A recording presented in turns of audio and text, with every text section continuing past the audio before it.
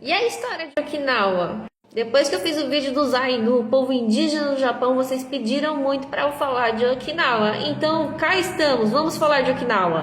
Okinawa não faz parte geograficamente do Japão. Ela, na verdade, é um arquipélago de ilhas separado do Japão. Esse arquipélago chama Ryukyu e Okinawa é reconhecida como se fosse um estado do Japão, ou seja, uma província. Por conta do ponto estratégico que ficam essas ilhas geograficamente, que tem acesso para a China, para as Filipinas, para o Japão, ela foi muito disputada na história. Por muito tempo, o reino de Ryukyu, como era chamado antigamente Okinawa, era um estado tributário da China e um importante porto para a China. Eles tinham a própria língua, a própria cultura e o karatê, que na verdade não significa o que a gente conhece hoje em dia como o caminho das mãos vazias. A pronúncia sempre foi a mesma, karatê, só que o kanji era diferente e antigamente significava mãos chinesas, não mãos vazias. E o Japão, com a sua inveja e supremacia maluca, foi lá em 1609 com o clã Satsuma, um clã samurai, com a ordem do Shogun e tomou as ilhas de Okinawa da China. A partir daí foi pesadelo atrás de pesadelo para os okinawanos. O rei de Okinawa virou um vassalo do Japão e em 1879, quando restauraram o imperialismo no Japão, anexaram Okinawa como parte do Japão. A realeza de Okinawa foi dissolvida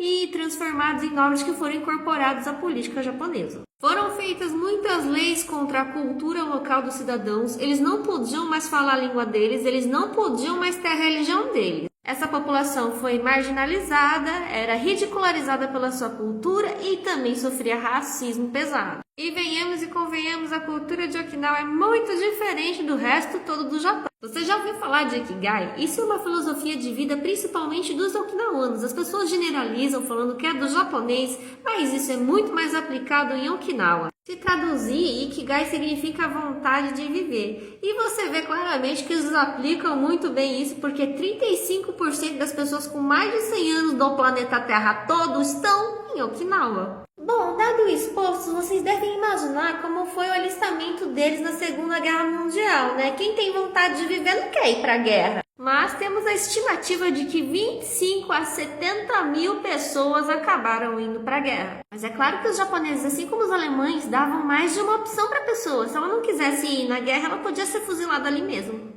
De novo, Okinawa era um ponto estratégico muito bom por conta da sua geografia. Então os aliados fizeram uma batalha para tomar Okinawa. Os japoneses tentaram de tudo com seus kamikazes e ataques suicidas e planos suicidas, mas nada deu certo.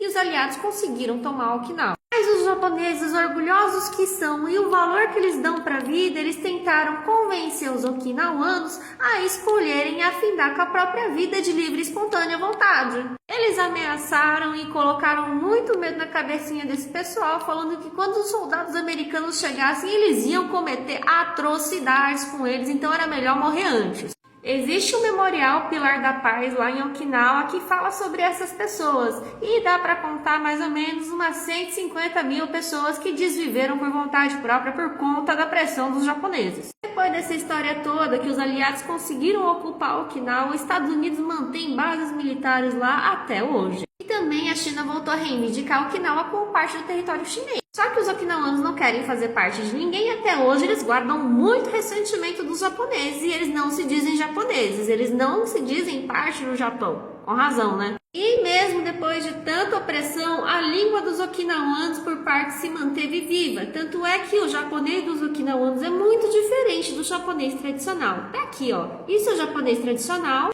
天におられる私たちの父よ、皆が生とされますように。 E esse daqui é o japonês okinawano. Ti'un nakai imenseru wata uyaganashi. Na agamirachi utabi misori. E eu não esqueço do pedido de vocês, é porque eu sou uma pessoa muito atarefada e preguiçosa. Então, para fazer tudo e estudar tudo isso que vocês me pedem, leva tempo, gente. Mas eu prometo que eu vou fazer meu vídeo sobre as guerras sino-japonesas.